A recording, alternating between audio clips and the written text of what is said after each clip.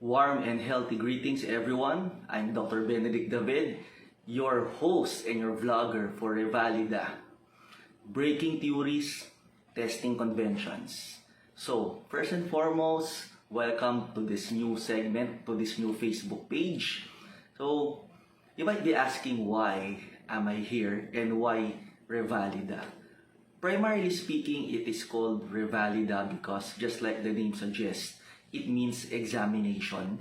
So we will put theories to the test as well as other academic conventions, with me being an entrepreneur and a professor all together put into one. So given my experience and my competency on both fields, I intend to share my advocacy of teaching students on how to decipher which of the theories can be useful once they enter the real world, the corporate world, and which can be not really discarded but can be set or put aside.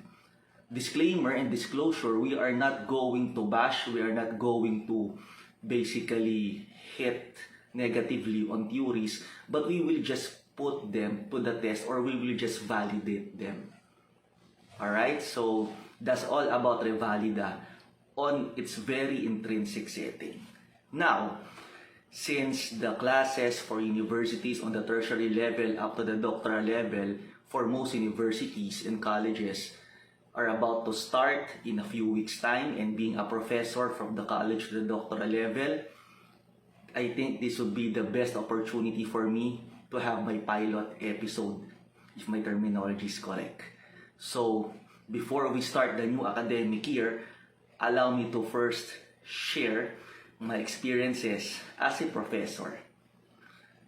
For my old students or for my returning students, they know more about me already. I don't want to shout everyone out, too many to mention.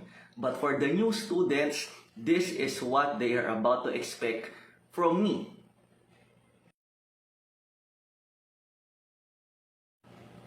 Because I will be projecting an image like this.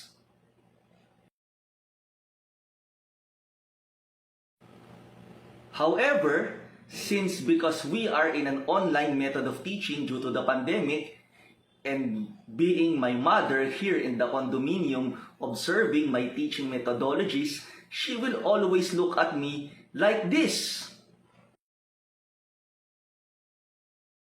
Oh my goodness. Spoiler alert. So now, you have an overview of what my semester will become. So you better thank my mother for that spoiler alert. Alright? Well, seriously aside, or kidding aside rather, so let's now begin with the welcome back to school proper. But first off, allow me to first formally and academically and entrepreneurially introduce myself.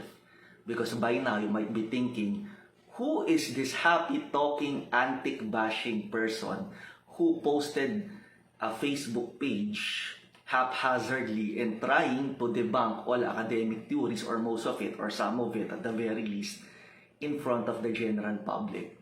So allow me to present who I am through a series of my recent academic achievements in pictures. So I earned my doctoral degree in 2014. Actually, it was in 2012, but I graduated in 2014 from the very Royal and Pontifical University of Santo Tomas, earning the title of Ph.D. major in commerce. Then after which, or even prior to that, I was already a professor dating back in 2007. I taught in multiple colleges, prestigious colleges and universities already, such as the following, in no particular order. Of course, from my alma mater, from the very Royal and Pontifical University of Santo Tomas, its sister college, the Colegio de San Juan de Letran, San Beda University, I also taught there for a few years. Then in FEU Makati. And eventually, I became a director at the Pamantasan ng Luzon ng Maynila, Graduate School of Business. It has an equivalency of an acting dean/chairperson during my term. And eventually, I served as the assistant dean of its Institute of Business and Entrepreneurship for a few years also.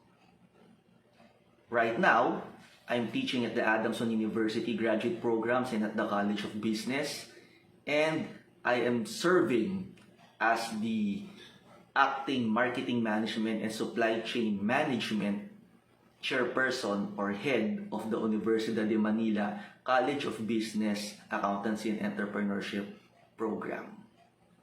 All of this in particular is backed and supported by my entrepreneurial experience. Basically, I am an entrepreneur. I own a gas station, from power fill gas stations, a small but developing fuel retailing brand in the Philippines. We're actually ranked number 116 among the fastest growing Asian companies awarded by Nikkei Asia. And more so, we have a family business engaged in multiple businesses such as beverage distributorship and selling of long-playing records. More so, I am an international reviewer for journals and academic researches, being one of the pioneer editorial boards of SciTech Central. And because of that, or concurrently again, I am a charter president, the charter president of the Rotary Club of Padre Fauro, Manila from 2015 to 2016 under Rotary International. And in 2019, I was awarded and exalted as commander of the Knights of Rizal under the Philippine Republic Act 646. What is the Knights of Rizal? Consider it as the equivalent of Sir Paul McCartney in England. So technically, I am Sir Benedict David. So that's just basically about me. Alright, so now that you know a little bit about me, modesty aside, let's not go to the details of our discussion for today. First and foremost, guys, since we're about to start our formal schooling, I want to emphasize the fact that teaching is two-way. When one teaches, two learn. It's not only the duty of the students to learn, but more importantly, it is the duty of the students to both, rather the teachers to both teach and learn simultaneously. For the students, as a professor for the past 13-14 years, I only have one requirement: comply and listen and understand. Put into one. No other requirements. The details come as the rest of the semester progress. I was a student also myself before, and I am proud that I have failed in 57 of my units way back in college, again, from the very loyal and pontifical University of Santo Tomas. I have failed in most of those subjects, specifically in accounting and natural sciences.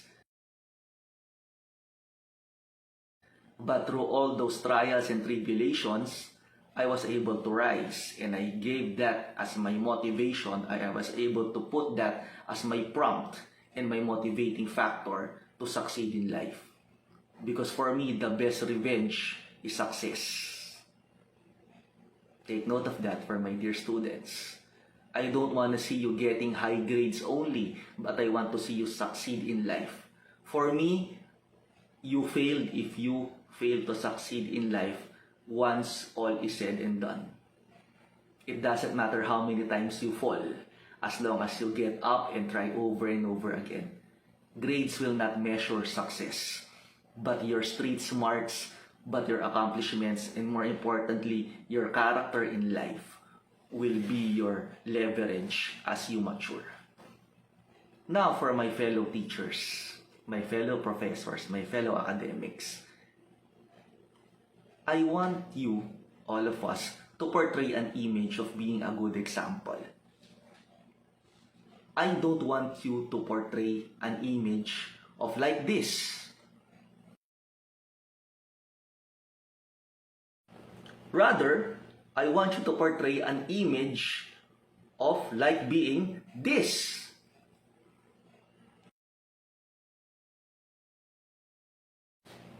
Forgive my so-called textbook narcissism, but it's not really my narcissistic attitude. Basically, what I want to portray is that teaching is a dynamic process. regardless of age. I might have posted my recent selfie of mine there, but we should be able to instill character and teach dynamism and teach in a very pragmatic way to our students. Age won't matter in being an academic. I have good friends who are already senior citizens, but they are equally and sometimes even more vibrant as I am. Even though they're already in their senior years, but they teach as competently as I am. Like for example, this good friend of mine, allow me to share a picture.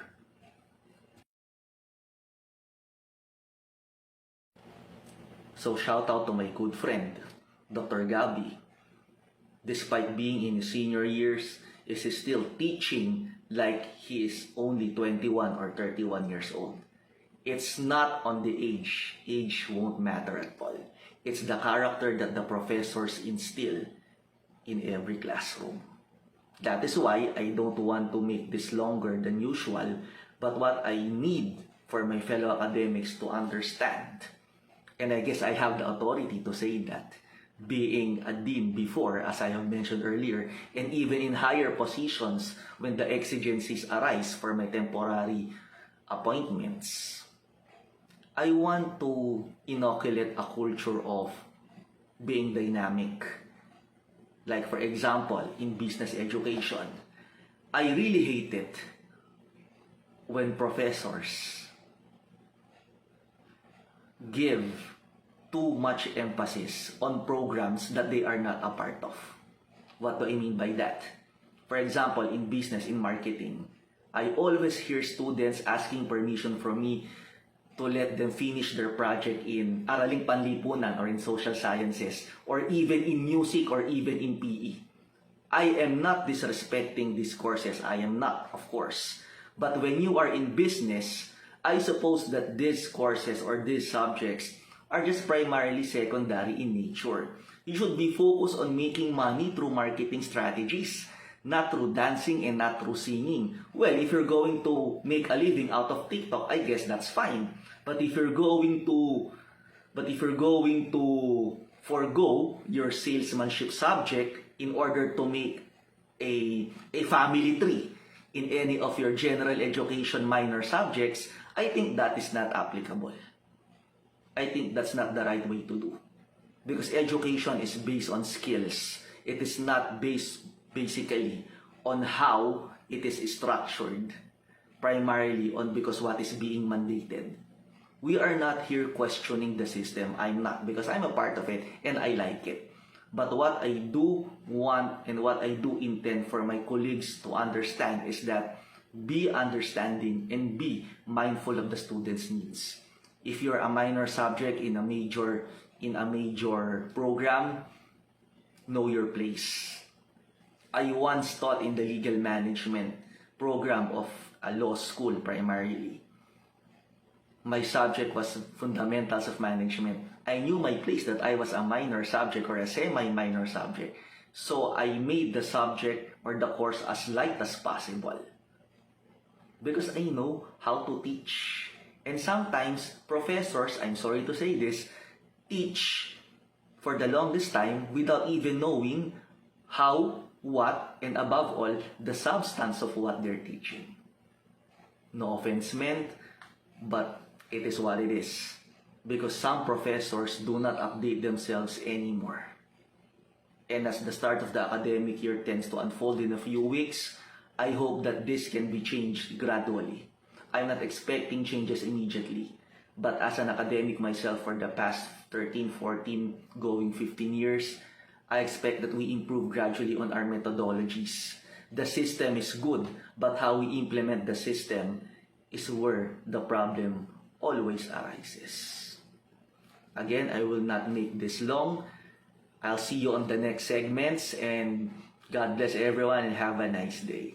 But first, allow me again to promote that for our students, welcome back to school in a few weeks' time, and for my fellow academics, please, and let's work it out to have a more dynamic teaching environment, whether online, blended, or whatever, for our students, because we set a good example for them or not. because they will be the ones who will be replacing us. They are the ones who are next in line. And we need to give a credible example to them. Once more, have a nice day and thank you.